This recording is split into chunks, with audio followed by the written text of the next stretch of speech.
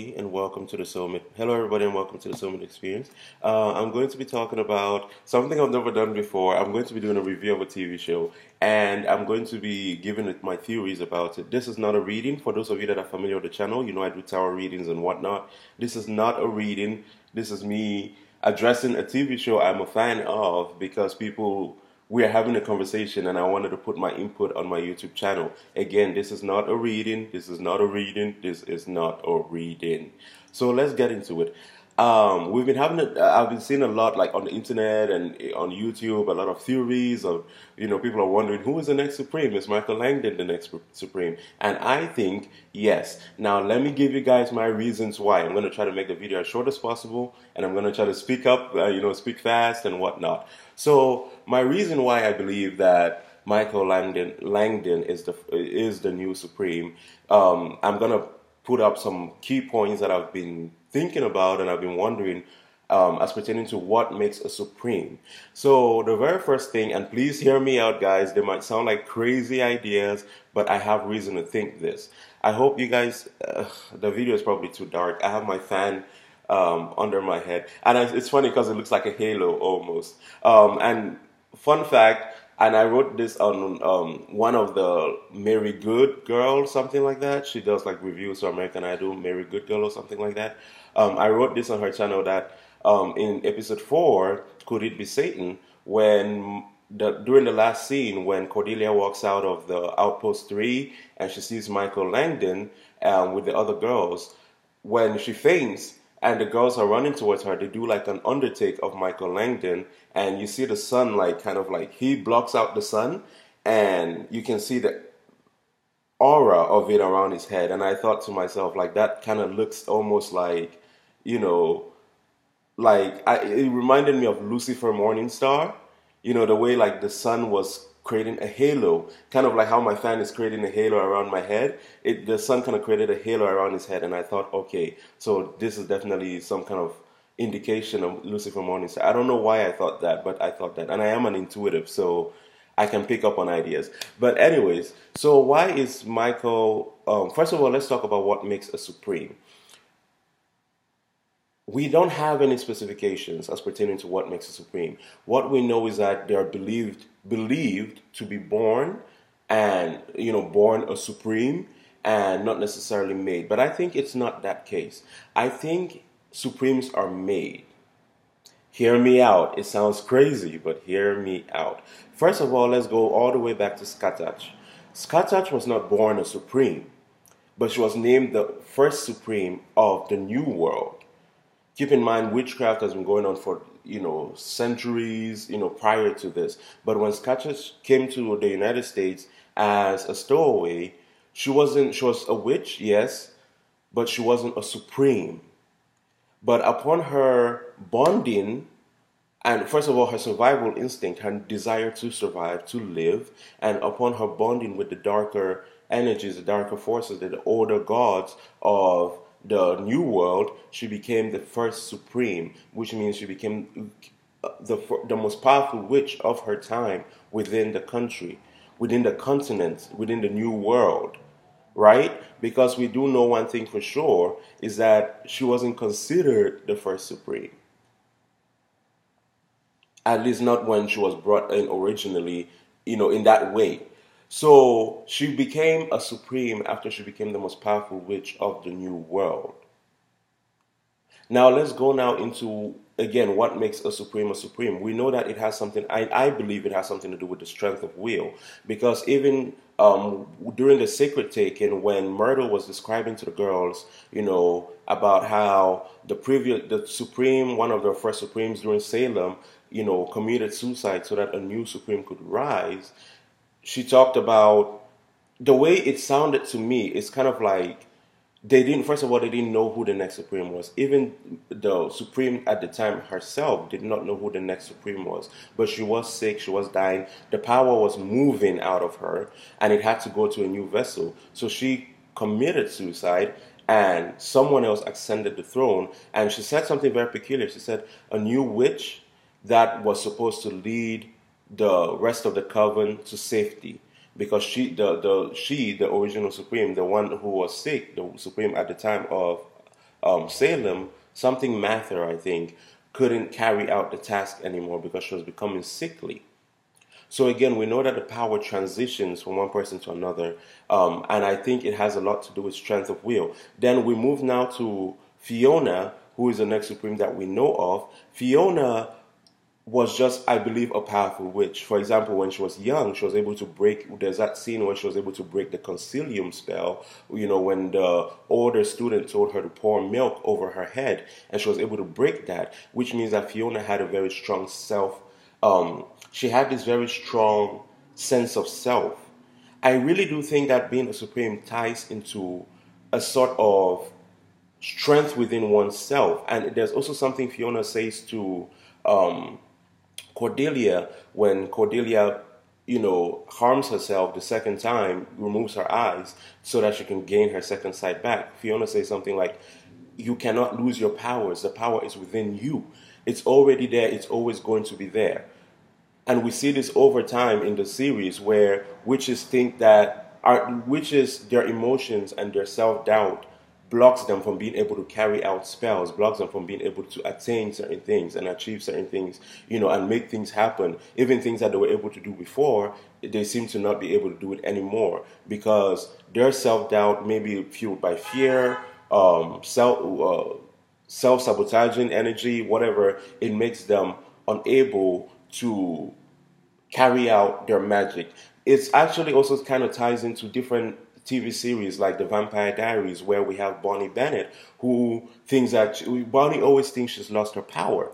She always thinks she's lost her power. It's until the end of the series when we get to see Enzo during the scene where during the marriage of Carolyn and Stefan, when the house explodes, we get to see that Enzo says something to Bonnie, and he says that the power is always within you. You've never lost your powers. You never lose your powers. It's more of a mental thing. And it's the same thing with, even in season 3 or season 4 when she meets, is it Silas or Siler or whoever that character is. And, he messes with her brain and she doubts herself because she thinks she's lost her power, but then she's able to still carry out spells and still do expressions and still do different things. And it's not because she was pulling from the expression circle. And even keep in mind, guys, even when she puts her powers into the teddy bear, she's still able to cast out a spell to draw the power back into her. A normal human won't be able to, because the magic is genetic. It's passed down. It's in their blood. It's in their DNA. And that's a very important thing that we need to keep in mind, that magic is genetic. It's literally in their DNA. So they cannot lose their powers. But anyways, going back to the American Horror Story, AHS, Cordelia thinks she's losing her powers, and Fiona says that to her to remind her that the power is within her and it's not going anywhere. Once you've developed a gift, the gift is yours. The only thing stopping you is your self-doubt. And we see that a lot of the witches tend to have these panic, self-doubt things that makes them unable to carry out spells or to focus hard enough on their intentions to break spells. But with Fiona, when she's a kid, we see that she's able to break a concilium spell right from being a child from an older witch because she has a very strong sense of self. And so I think she ascended, and even, going on further, she, like when they did the flashback scene before she met Annalie, the Supreme at the time, when she gets up from her bed, we see her do like this sexy walk. And fun fact, guys, the lady that played young Fiona also plays in the Vampire Diaries spin-off, the originals, also playing a witch. So for those of you that are really into witches, and that actress actually does play a witch in another TV series called The Originals, if you want to check it out. A very powerful witch in The Originals. But, so we see her like get off the bed, Fiona, in a flashback scene, and she like slangs off to the mirror and she gets dressed, very sexily, very confident. And I think that's what makes her the Supreme. Her confidence. She's not very doubting of self. And because of that, the power passes on to her because she has the ability to carry forth the legacy. And again, it sounds so crazy, but please, please, please hear me out. I'm going to go a little bit more in detail with this. So now we also go now to, now Fiona, now we go now to Cordelia. What will make Cordelia the Supreme? What will make her stand out, as a standout figure to carry on the supremacy? Guys, well, first of all, let's just say something straight. During the whole season, we don't see Cordelia's powers expand. Do you guys keep that in mind? Like, keep that in mind. The other witches are, pyrokinesis and this and that. And even Myrtle doesn't even suspect that Cordelia could be the next Supreme because she is not exhibiting any new powers. She's busy with her potions and whatnot. She's a weak witch. She's not considered a powerful witch. This is a weak witch. Even those fertility rituals she carries out doesn't work. Self-doubt, a lot of self-doubt, whatever the case. And also, we also see this happen when Zoe and Madison try to resurrect Kyle, and because of Zoe's self doubt of the spell, is this gonna work? Blah blah blah. Always questioning the spell. It did work, but it didn't work to its full potential because Kyle was resurrected and became a zombie, which Fiona, the Supreme at the time, again self-confident in her powers, was able to rectify and alter and fix, as she said, fix Kyle, back to being somewhat human, whereas he was a walking zombie. Again, I think it has a lot to do with a witch's belief in themselves and in their power. And the person with the strongest belief in their power, the power transitions to them. Also now, we see with Cordelia, again, she didn't manifest any powers, but then suddenly, when around the time of the Seven Wonders, after she's handicapped herself again by stabbing herself in the eye, again going to prove that strength of will. I mean, the bitch took a knife and stabbed herself in the eyes just to get her powers back. She had that strong a will to self-mutilate, like Fiona said, self-mutilate just to have her powers back, just because she wanted to tap into that energy again. And from then on, we see she has this kind of like cold demeanor. She becomes more confident in herself. She becomes more strong. Like, we literally see her going from this cowardly girl, that Fiona can beach slap, to being this supreme power, source. And it's not about that she can do like this phenomenal abilities. It's just that she just comes into her own as a witch and as a woman when she goes through that second undertaking. And she blinds herself the second time, by free will, blinds herself for the coven, for what she believes in, to protect the coven, because she believed that was the way that she could protect the coven, by having her second sight. So she does this extreme measure to protect her eyes yet again. So I think that is when she starts becoming, because she becomes the most confident of the witches, and she becomes the most determined because she has a goal. And even when she plots to kill Fiona, and Fiona doesn't die, and Fiona comes back, Fiona says, I've never been more proud of you, because now I really do feel like you have what it takes. Like, our coven is not going to perish. Fiona says something like that. Do you guys remember when she comes back and they're in the kitchen or whatever, and she comes back and they're surprised to see her? She says something like, I've never been more proud of you, because now I really do feel like you have what it takes to carry our coven to the next generations, and we can survive. And the whole time, we also keep in mind that Fiona is always talking about the survival of the coven, the survival of the coven, the survival of the coven, the survival of the coven. She keeps talking about that. Like, none of these witches can. She says something like they can't even pull a rabbit out of a hat. Like, they're not confident in their powers. They're weak witches. Even though Myrtle is calling them powerful and this is calling them powerful. And how many witches do we see that they call powerful? I mean, they called, what's that girl's name? Misty Day powerful because she had resurgence. They called Zoe powerful. Myrtle even thought Zoe was the next Supreme, so she told her to run away. They called Madison powerful. So they called a lot of people powerful throughout the season. So it's not like it was just one witch. They called Queenie powerful. What's her face? Fiona even says with her own mouth that, you're the only one whose magic. Of course, she could have just been bluffing to kiss Queenie's ass, but she said you're the only one with, enough power, enough juice, of all the other witches, You know, the most, and keep in mind she was a human voodoo doll, so obviously her power was very defensive. She could really kill a whole army of men just by stabbing herself and looking at them. Like she's like, "You want to die, bitch? Pow! You want to kill me? I'm gonna stab myself in the heart and you die, and then I'm gonna stab myself in the heart and you die." Like she could literally fight a war by herself. You guys know what I mean? Like she could literally. So her powers are, she was powerful, you know, Queenie was, and still is now that she's alive. So again, going back to it, I think that the supremacy is passed on based on confidence and power. Because up to now, and yes, it's true that the other characters have said this and the other characters have said that and blah, blah, blah. But again, keep in mind, they don't even know what makes a supreme. And people keep, even the idea that the former supreme has to die is a fallacy. Because who is still alive? Roanoke, Scatach is still alive. But the supremacy passed on to someone else. But Scatach was still alive. And is still alive. I mean, she's some kind of other being. She's some kind of immortal being due to her binding, her connecting with the old gods and using sacrifices to keep herself immortal. But she is still alive. You know, so, and that's what another mistake Fiona made, thinking that killing, you know, whoever was the next supreme was going to maintain her power, which wasn't the case.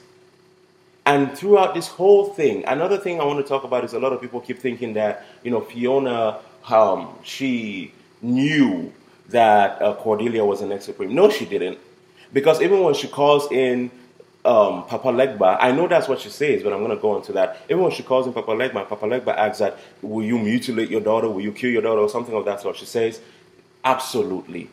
You know, she would do anything at this point to stay in power. So she doesn't know that Cordelia, and she has no reason to believe that Cordelia will be the next supreme, because Cordelia is not confident, and Cordelia doesn't exude the powers of a supreme. She doesn't exude that self-confidence, that fresh air around the supreme. Also, there's that aspect of, well, the supreme will always have glowing health. That's after they ascend to supremacy. Same way we see when Cordelia ascends to supremacy, she faints. And then when she wakes up, she has glowing health. She's radiant. She gets her eyesight back. That's not prior. So Madison could very well have become and ascended to the supremacy if she had, let's just say she had been the most confident. Her heart murmur, you know, whatever situation was going on would have been healed. Because again, we do see that Cordelia is healed after she ascends to the supremacy. Her eyes come back. She gets her sight back, right? So the idea of you have to be in perfect health, I think only applies, it doesn't mean that the supreme will be in perfect health all her life. It means that once you become the supreme, the designated supreme of the coven, or, you know, of the witches on that, you know, within the continent or within the city or whatever, you then will have that perfect health until the power starts leaving you because it's now looking for a new place to settle, or because you're getting older. And so now the power is now looking for a new person, and it siphons out of you, you know, and goes to someone else that can carry on the legacy of the power and maintain the safety of those that can maneuver power, like the witches can and the warlocks can. Now, why do I think Langdon? So now that we've touched on what makes a supreme, I think it's not something, a supreme is not born, a supreme is made. Now that I've touched on that, let's move on now to the next situation of why I think Michael Langdon is the next supreme. Some people say that he's the alpha, some people say that he's a this. Keep in mind, this is all prophecy. I do believe that Michael is the alpha and the supreme. Again, what? Crazy, right? You guys can barely see me. Sorry, I'm dark skinned. Actually, why am I saying sorry? I'm dark skinned. Deal with it. I have my windows open and it's creating like a really dark effect in my apartment. So why do I think that this is much better. You guys can actually see me now. Why do I think that Michael is a new supreme? First of all, let's look at the definition of the word supreme.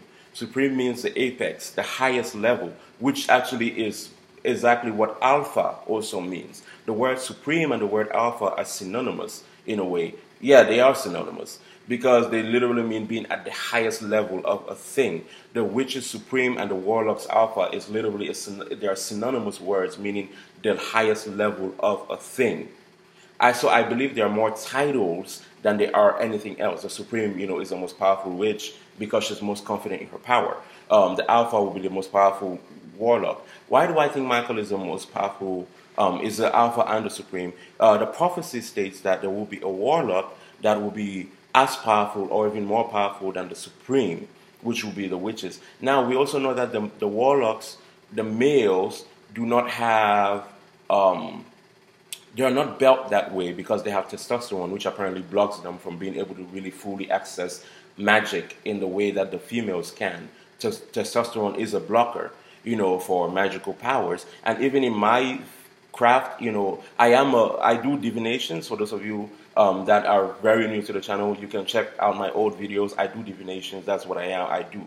And I can state, even within tarot, even within witchcraft, shaman doctors, witch doctors, you notice that there's considerably more women because, and I've talked about this actually, I've done a video called the Shakti Codex, and I've talked about this. And you guys can say that, well, the writers aren't thinking of all that. Actually, they might be. I'm a writer myself, and I do an extensive research. It's kind of the same way, J.K. Rowling named the serpent in her novel Nagini.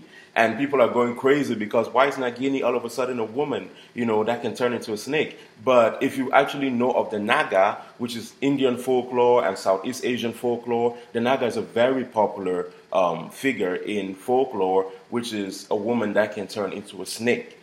So when she named the character Nagini, obviously she already knew years in advance that Nagini was a title of, pulled from this Naga perception of human beings that can turn into snakes.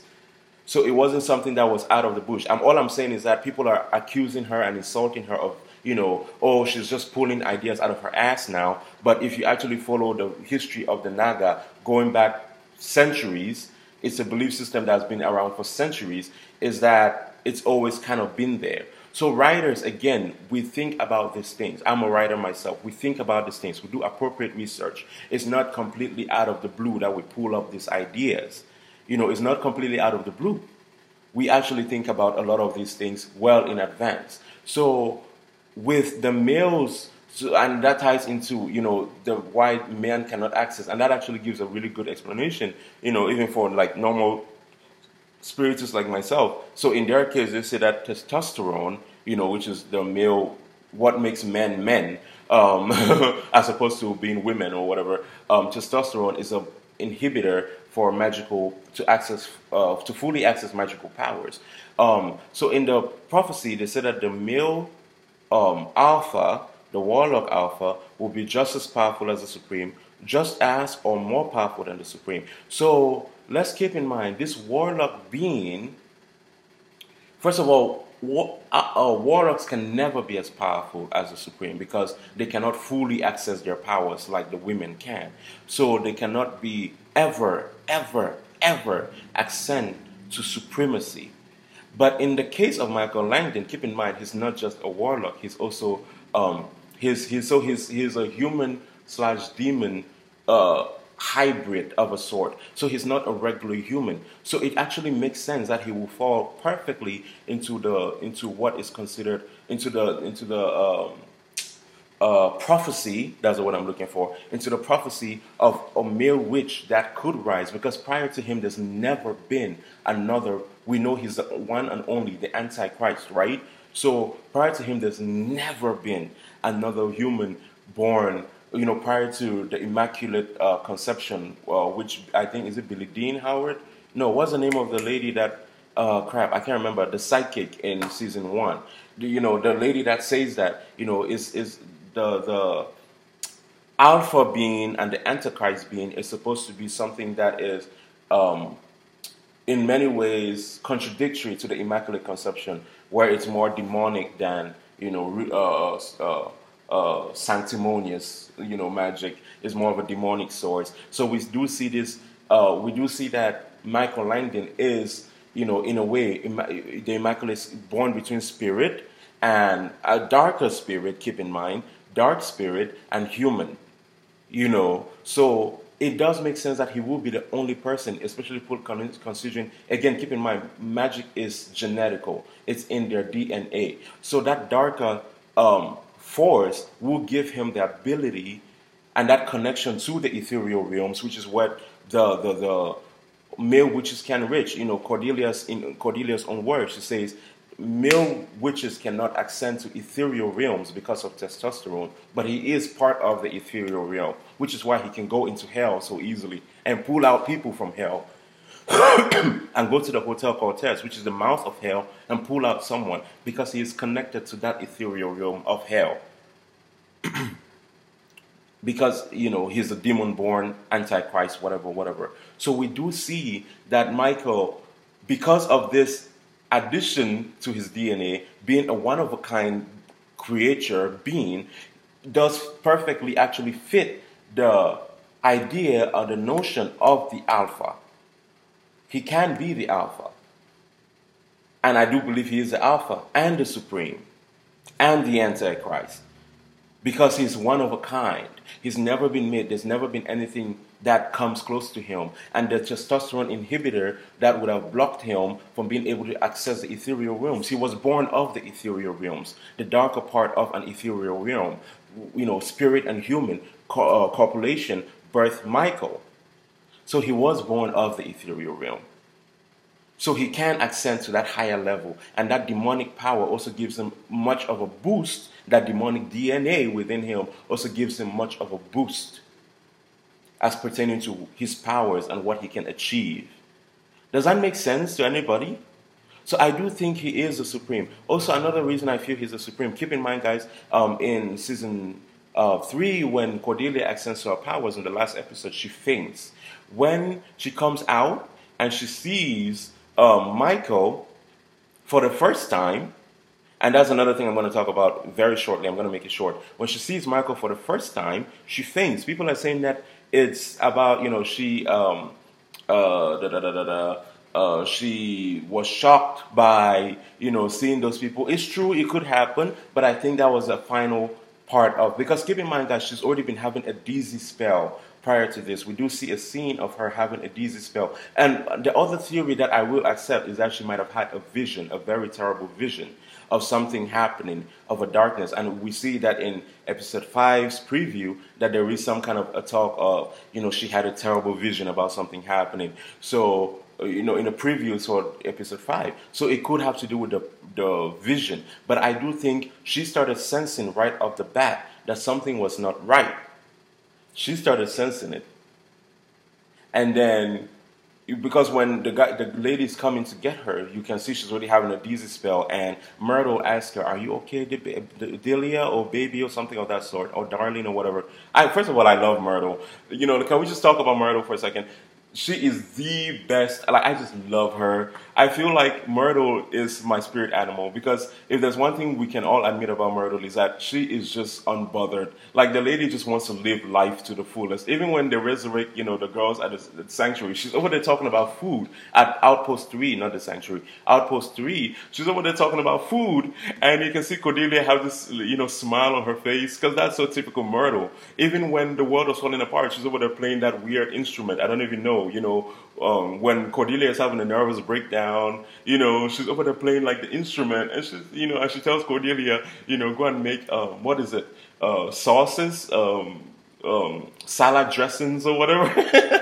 Like, the lady she is living life at her finest. Man, she's getting burned, and she's literally getting burned at the stake, and she's shouting Balenciaga. Like, I just love that. She is so full of life. I love Myrtle. She's just gonna live her life she's gonna live the best life that she can live. You know, like, and I love that about her. But anyways, going back to Cordelia fainting, I do think that was a final. And we do also know that to some degree that that the witches have to come to the next Supreme in some way has to meet the old Supreme. I do believe that. Because keep in mind, guys, there are witches all over the world. There are witches all over, you know, the country, ones that have been discovered, ones that have not been discovered. But for some reason, Fiona goes to Miss Robishaw's academy, and she believes that one of the witches there is the witch that is, you know, going to inherit her powers. She doesn't go around looking for new witches that haven't developed or have just started developing their powers. She's looking at the girls that she's met She's only looking at the witches that she knows within her circle, and she knows it can't be and the new generation, but she knows it can be Cordelia because Cordelia is her daughter. And that whole speech she made at the end of season 3 about I felt my life draining into you. That's something called postpartum depression. It's a different kind of postpartum depression, but it's a thing. A lot of mothers, they do see their life, and parents in general, will see their life kind of through their children's eyes, and they will see themselves aging and dying through their children's eyes. For such a selfish person like Fiona, of course, that could affect her. Knowing that she's gonna die. It's like having a time watch. The older the child is getting, the older you are, and it's kind of like a constant reminder that you are going to die, and that you're getting older, and that you're getting weaker, and then so it's not. I don't think she meant she felt her powers draining into Cordelia. I don't think that's what it meant when she said that. Again, it's a thing. Like there are articles written about it. Parents, seeing themselves aging and realizing that they're aging and dying by looking at their children, and it also ties into postpartum depression. When women just give birth, and it's a big cause of postpartum depression for a lot of. Is it postpartum depression? Yep, I think so. Am I using the wrong word? No, I think it's postpartum depression. Yeah, I'm trying to decide if the postpartum is the right phrasing of that. But anyways, so I don't think that had anything to do with her actually feeling her powers draining. And of course, I don't think it had anything to do with Cordelia later becoming the Supreme. The only thing I can think of is that Cordelia, perhaps because of her royal blood being born of the Supreme, we don't know that any other Supremes had children, but I doubt that none of them had children. All the Supremes, all 6 or 5 Supremes who've been introduced to, I doubt that none of them gave birth to children. So the only other kind of theory I can accept is that perhaps because she was born of a Supreme, she inherited the powers through the DNA. Again, magic is DNA. Keep in mind, that's been mentioned several times. Or maybe that's even why a lot of the Supremes didn't have children. Or maybe that's why a lot of the Supremes can have children, as we see with Cordelia, not being able to have children, because it's something that's passed down. Their powers are passed down by genetics. I think that's a very important thing that people keep missing. Their powers are genetic. They can't lose their power. They always have a power. The difference is that the 7 wonders already exist within all of them, except perhaps the male witches. The difference is that the female witches, because of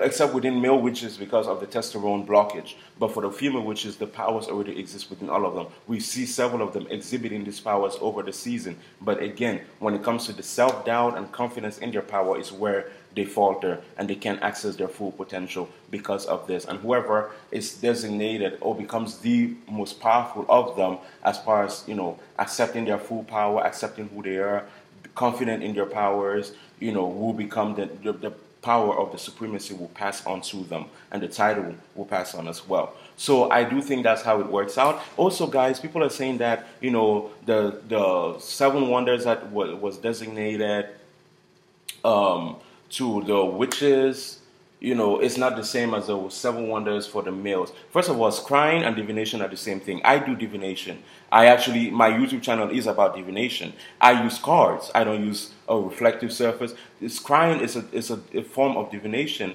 And even with the witches, they use pebbles to divine. So it's not like they were just sitting there and they just had, they were not clairvoyant in a way. They used a medium to divine. So they called it divination, and the warlocks, of course, they're separate, belief systems, or they are same belief systems, but they're separate methods of practicing their systems.